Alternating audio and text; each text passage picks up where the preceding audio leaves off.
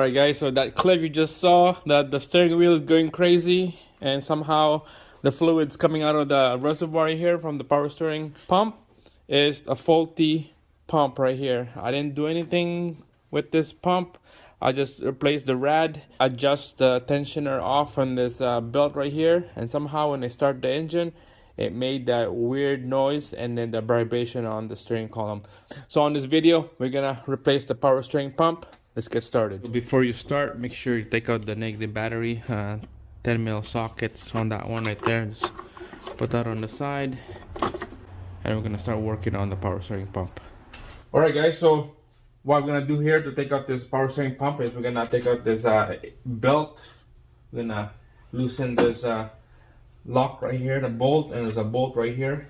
We're gonna take those off. Down here is a 12 and this is a 10 right here.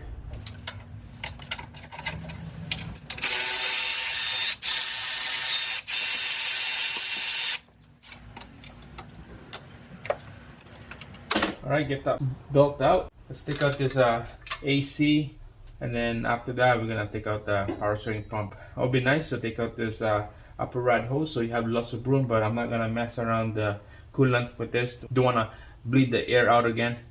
So we're just gonna have to take out AC and then power steering after. Take out the wiring harness here, we'll move it away.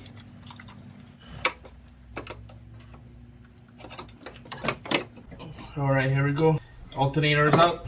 Alright, so we got that alternator out. We're gonna be moving this harness away from here. Let's take out this return line so we have lots of room to work.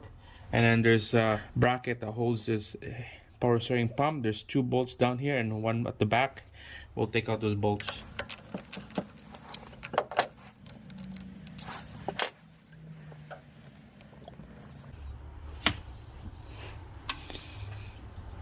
Alright, just put that hose on the side.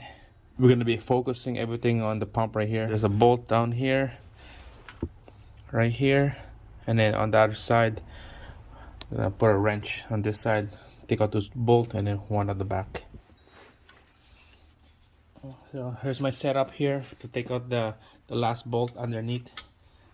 I put like a extension in there and a socket.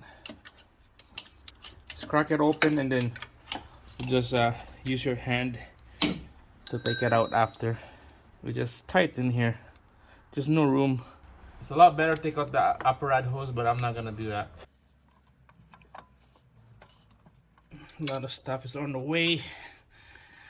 This hose right here needs to go over. There we go.